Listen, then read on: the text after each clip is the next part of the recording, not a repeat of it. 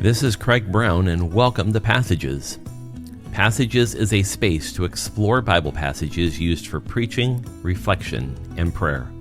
My hope is that Passages will shine a unique light on text used for preaching at the First Free Methodist Church of Seattle, or for anyone looking to dive deeper into the Bible. Today's passage is Matthew chapter 15, verses 21 to 28. It's the basis for the sermon at the First Free Methodist Church on June 22nd, 2025. It's part of our series called Gathered to Go, How to Serve Jesus Today. So let's hear the text from Matthew 15, beginning at verse 21 in the New American Standard Bible in its 2020 revision. Jesus went away from there and withdrew into the region of Tyre and Sidon. And a Canaanite woman from that region came out and began to cry out, saying, "Have mercy on me, Lord, Son of David. My daughter is severely demon-possessed." But he did not answer her with even a word. And his disciples came up and urged him, saying, "Send her away, because she keeps shouting at us." But he answered and said, "I was sent only to the lost sheep of the house of Israel." But she came and began to bow down before him, saying, "Lord, help me." Yet he answered and said, "It is not good to take the children's bread and to throw it to the dogs." And she said, "Yes, Lord, but please help, for even the dogs feed on the crumbs that fall from their master's table." Then Jesus said to her, "O woman, your faith is great. It shall be done for you as you desire." And her daughter was healed at once. This is such a fascinating text from Matthew chapter 15. We're going to look at it in three different sections, beginning with verses 21 and 22 to talk about this unusual request. We have here one of the more difficult stories in the life of Jesus. Now, the Gospel of Mark has this same story that is also in Matthew. Now, Jesus has left whatever region he had been in, and he has now come to the region of Tyre and Sidon, two cities along the Mediterranean coast. Now, many people and scholars have struggled over the years with the image of Jesus in this story. If we step into some context, though, the story will have a richness that we might have otherwise missed. Now, in verse 21, it says that Jesus went away from there. Well, there's no way to be certain of what the antecedent to the pronoun there is. We don't know, in a sense, where there is. We speculate it's the places that Jesus was just at, perhaps in Matthew's Gospels, where he was in a conversation with the Pharisees near the Sea of Galilee with the story of Peter walking on the water. But to be honest, it helps to think of it less in terms of geography. Perhaps kind of think of it as an environment of unbelief. The preceding stories outline the failure of belief, whether it's the Pharisees failing to embrace his message, whether it's Peter practically drowning in the Sea of Galilee because he fails to walk on water. I mean, there's a lot of stories right before this about how there's a failure of faith in the Jewish context. But if we go all the way back to the 8th chapter of Matthew's Gospel, we read the story of the Roman centurion's daughter who was raised from the dead. And so this story, along with the centurion's daughter, have a lot of parallels. So a lot of these stories of unbelief happen in Jewish context with Jewish leaders, Jesus' own disciples. But our story here and that of the centurion's daughter earlier have some really interesting parallels, especially in how they end. But the text tells us that Jesus withdrew into this region of Tyre and Sidon. Now, these are Syro-Phoenician cities. The Syro is a shortened form of Syria, and Phoenician, of course, is the full spelling of Phoenicians. These are those people groups that settled and lived along the Mediterranean coast, all the way practically from the border of Egypt all the way up to what is today Lebanon. Now, as we learn about Tyre and Sidon, we have to remember that this is the region north of Galilee where Jesus has been. And in this particular region, there were many Jews who lived there. So what we need to be careful of here is understanding that it says that he withdrew into the region of Tyre and Sidon. That doesn't mean he went to those two cities. It simply means he withdrew into the region. So if he was in the Galilee and were to travel kind of straight to the north or even northwest, he would find himself in this region. And it's here, in this place, that a Canaanite woman comes out to meet him. So regardless of the location, wherever Jesus is, the woman is a Gentile. Now, a Canaanite is an interesting title that's used for her, and it may refer, of course, to the inhabitants of the land when Israel conquered it. So when Israel left Egypt and traveled for 40 years in the wilderness and Moses died, Joshua takes over, and then Joshua brings the Israelites into the land, there were Canaanites living there. And so it's interesting that Matthew uses a title for this woman that dates back centuries upon centuries upon centuries. Doubtless, it's something that Matthew's readers, who were all Jewish Christians scattered in the Gentile world, would have immediately understood. Mark, on the other hand, who writes the story, he uses a title for this woman as the Syro-Phoenician woman. That's something that might be more understood locally.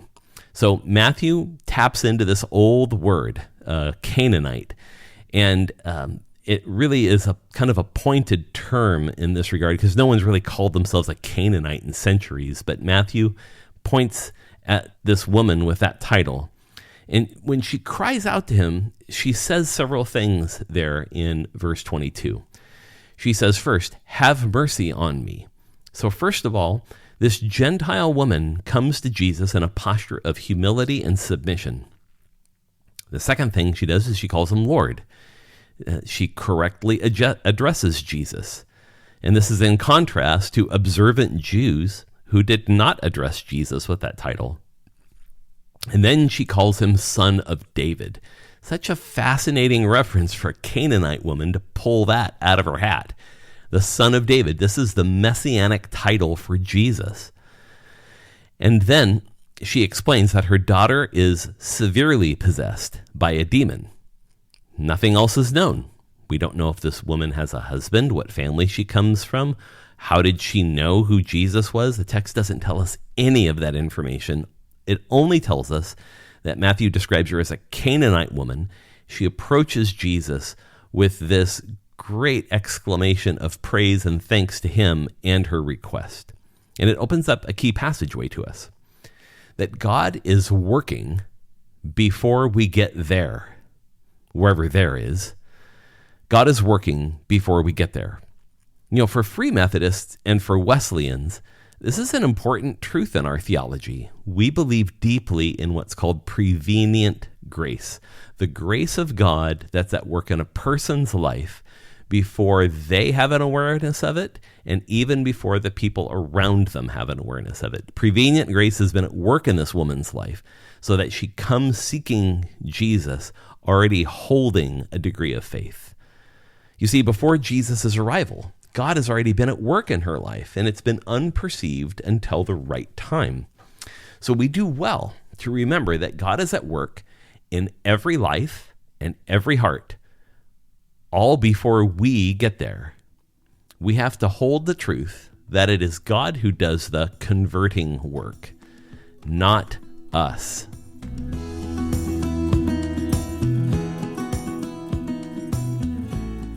Now, we turn to the middle section of this story in verses 23 to 27. And this is really about how persistence really does matter. The central part of this story is perhaps the most troubling. There's an apparent contrast between people here, Jews on the one hand, Gentiles on the other. Verse 23 begins with Jesus not answering her at all. So she comes, she calls him Lord, Son of David, she makes her request. He ignores her. Now, there are several ways we could take this. So first, that this is some kind of test for the woman. It's very rabbinic in nature. It's not unusual for rabbis to practice this technique of kind of putting off a person who makes a request that they don't know to see how persistent or how faithful they are. Sounds kind of manipulative. The second option is that, as some scholars have suggested, that this story is a fable. that it actually never happened, and it's designed to teach us a truth about Gentile faith. So the problem here is that Jesus in the story, you see, he's not really in character. We're just not used to seeing Jesus who ignores people or pushes them away. The third option, of course, is that Jesus is just as xenophobic and a misogynist as all of his Jewish contemporaries. Gentile woman, he has no time for her. It's inappropriate for him to speak with her in public, so he's completely dismissive. Now, I just gave you three choices, and none of those are good choices alone, in my opinion. But perhaps there's just a tiny, tiny bit of truth in all three. So let's just keep going and see what happens. Now, when the woman comes and makes her request, the disciples respond to the woman by asking Jesus to send her away. And it's a really strange and ambiguous phrasing here. The grammar is not clear. It might mean to send her away with nothing, or it might mean that the disciples are telling Jesus to do whatever she wants to make her go away, in which case Jesus gives her everything. Now, the disciples, they just might simply assume that Jesus will grant whatever it is the woman wants, because this is typically what they see Jesus doing most of the time. But at the heart of it is this, is that the disciples are not really interested in the coming of the kingdom here. They just want this woman to stop and to go away. So their interest is truly self-serving, at least the way Matthew records it. Now, verse 24 is quite interesting because the grammar here, again, doesn't indicate to whom Jesus says this phrase. When he says, I was sent only to the lost sheep of the house of Israel. Did Jesus say this to his disciples who had just asked him to make the woman go away? Does he say this to the woman? The text isn't clear. All we know is that Jesus responds by giving an articulation of his mission, that he's sent to the lost sheep of the house of Israel. So when the woman hears this, or at least whether she heard it or not, she turns the ratchet with her persistence. She dials it up, and so she came and she bowed down before him.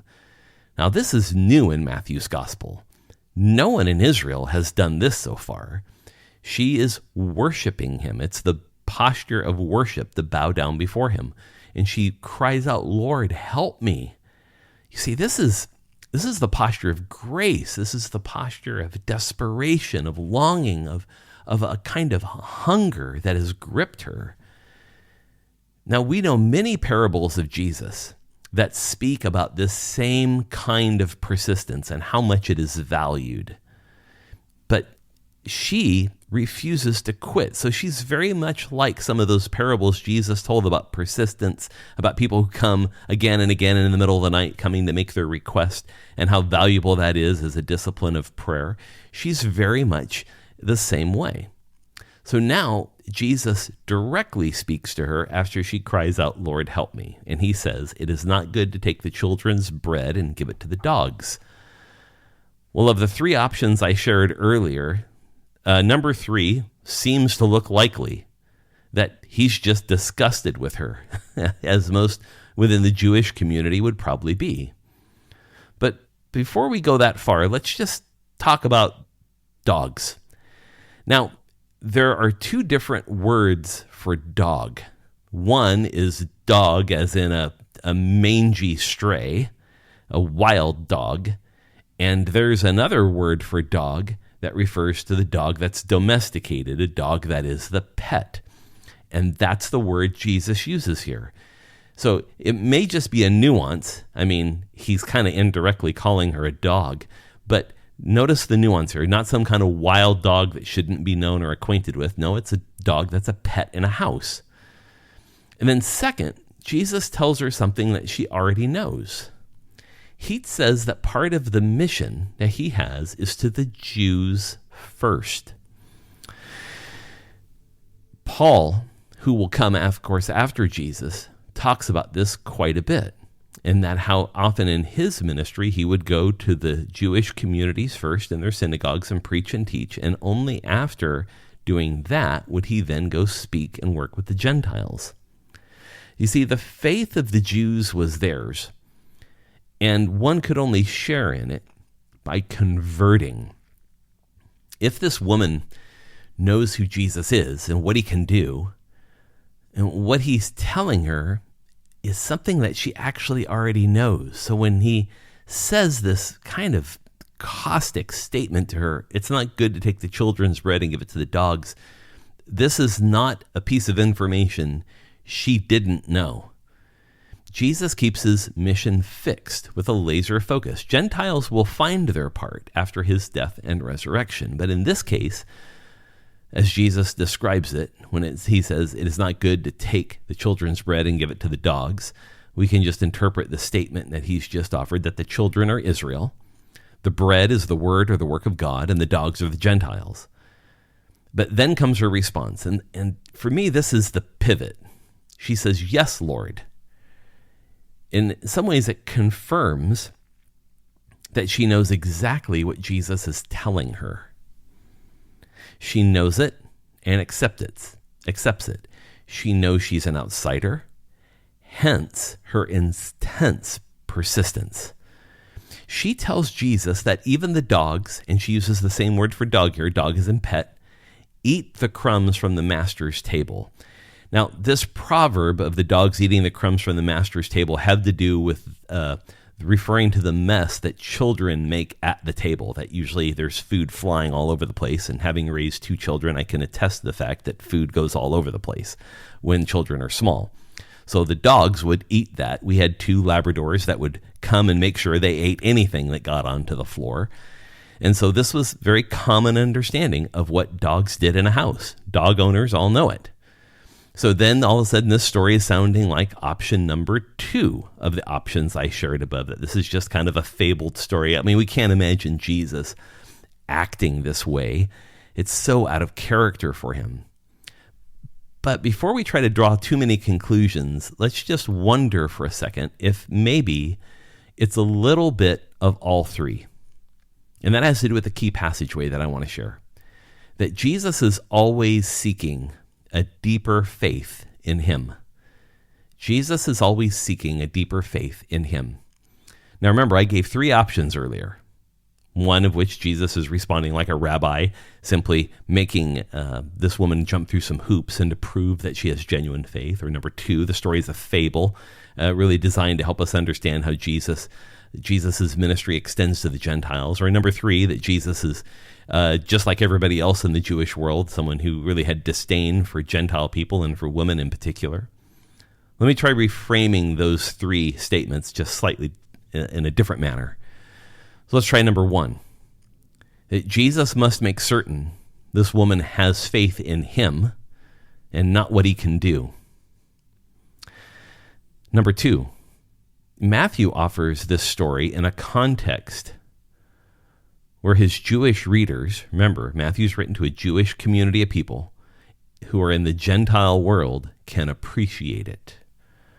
Now, parts of the story are amplified. The way Matthew writes this story is a little different than how Mark writes the story. Matthew writes this story so that his hearers can understand it in the Roman and Greek world in which they live. And that these Jews who are scattered abroad in the Roman world that Matthew writes to could begin to see their work as missionaries to the Gentiles who are also waiting for the hope of salvation. And then there's number 3. That Jesus is a man of his time. The fact that he even goes to the region of Tyre and Sidon is a risk.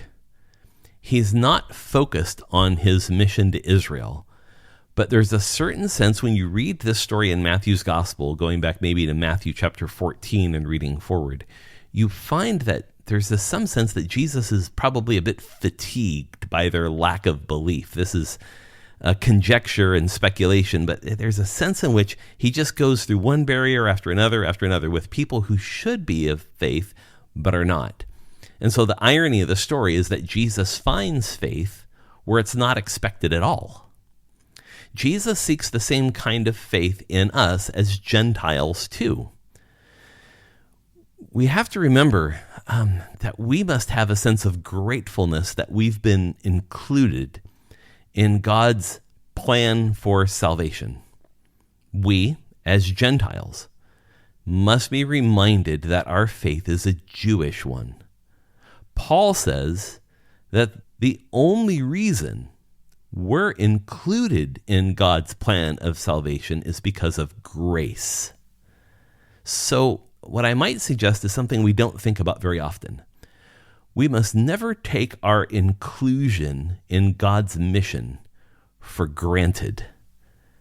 And if you want to read a little bit more about this, I'd encourage you to turn to one of Paul's writings in Romans chapter 9 through Romans chapter 11 for a bit of a primer on this truth.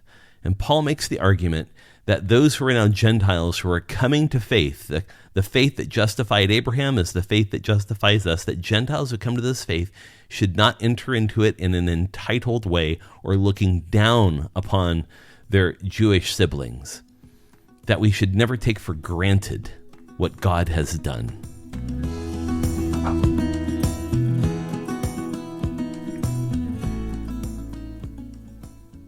And now we come to verse 28, the closing verse of this strange and peculiar passage of Scripture. It's an unusual blessing that happens here. Jesus then offers a blessing we've only seen once before in the Gospel of Matthew. Jesus says that her faith is great in the same way he spoke of the centurion's faith way back in Matthew chapter 8. It's fascinating that even up to Matthew chapter 15, that Jesus heaps the most amount of praise on two Gentiles over everyone else.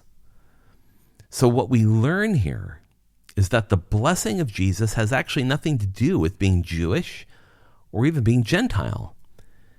It's really a little bit more about location. The centurion was in the heart of Galilee, and he found faith there. This woman is in the next region over, in a dominantly Gentile part of the world. Does Jesus expect to find faith in the region of Tyre and Sidon? He says, "O woman, your faith is great."